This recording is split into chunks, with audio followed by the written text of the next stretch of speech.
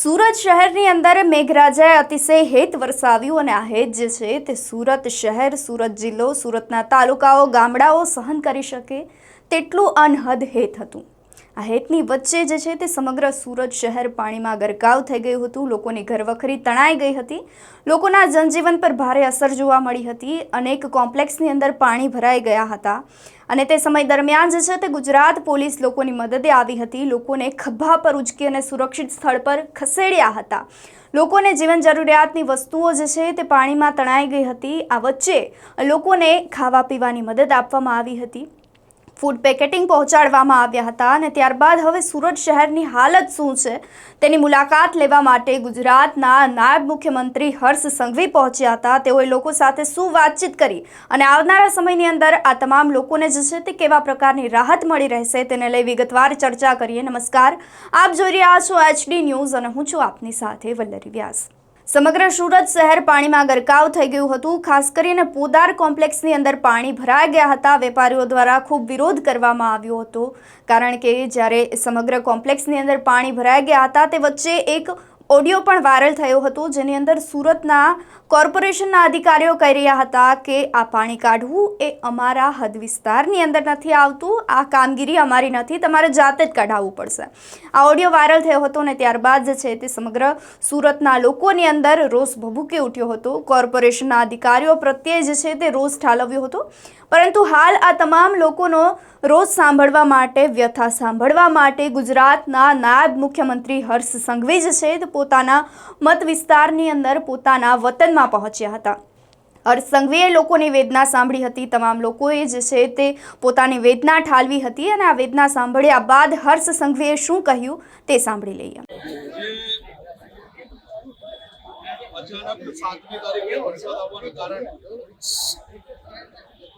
તમને સૌ લોકોમાંથી કોઈને બી તમારો મોબાઈલ કે ઇલેક્ટ્રોનિકનો સામાન નીકાળવાનો બી સમય ના મળ્યો। મેં પોતે વિડીયો જોયેલો કે કઈ રીતે પાણી અંદર ઘૂસ્યું અને માત્ર 10-15 મિનિટમાં તો જાણે કે આખું પાણી ભરાઈ ગયું।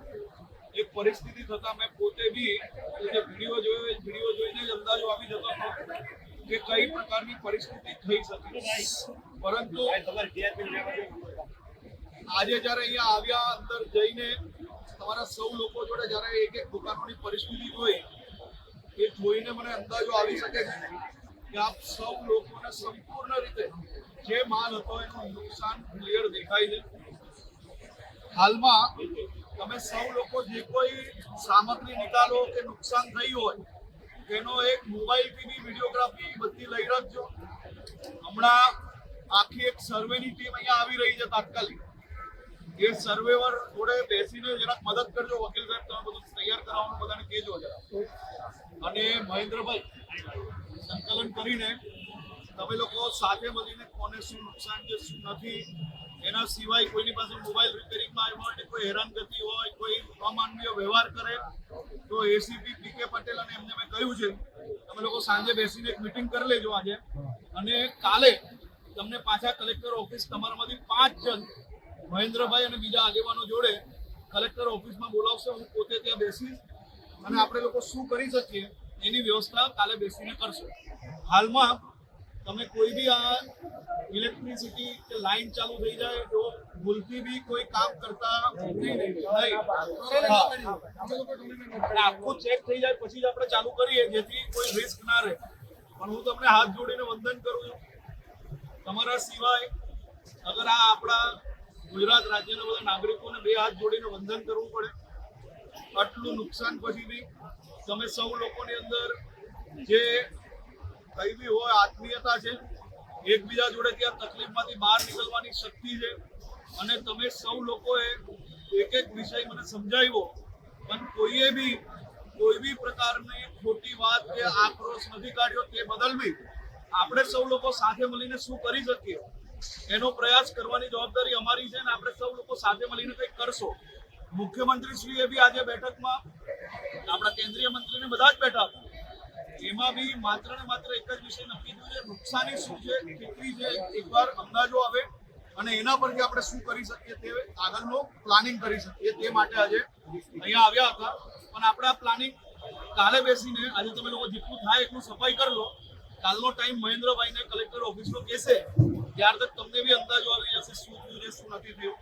બધા થોડી હિંમત રાખીને, હું એક કાકાને મળ્યો, કાકા ક્યાં ગયા?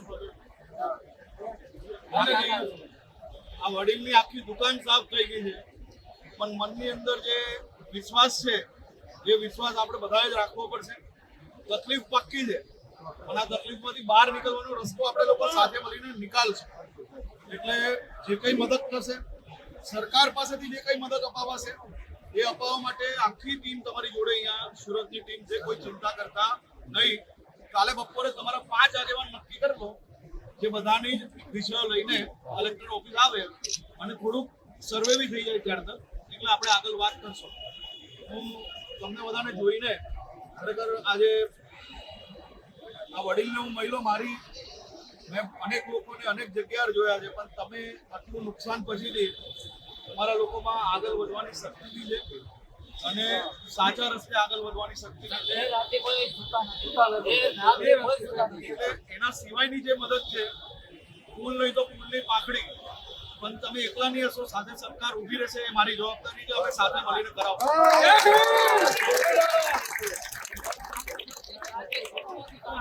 ગુજરાતના નાયબ મુખ્યમંત્રી હર્ષ સંઘવી સુરત શહેર ખાતે પહોંચ્યા હતા.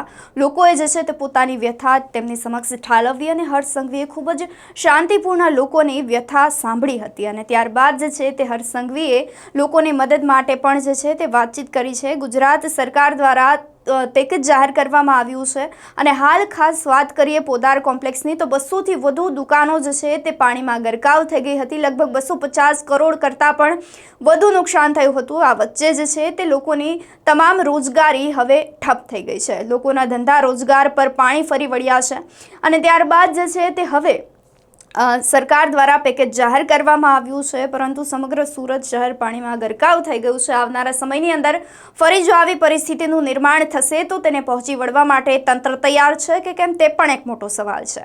આપનું શું માનવું છે અમને કમેન્ટ કરી ચોક્કસથી જણાવશો. નમસ્કાર.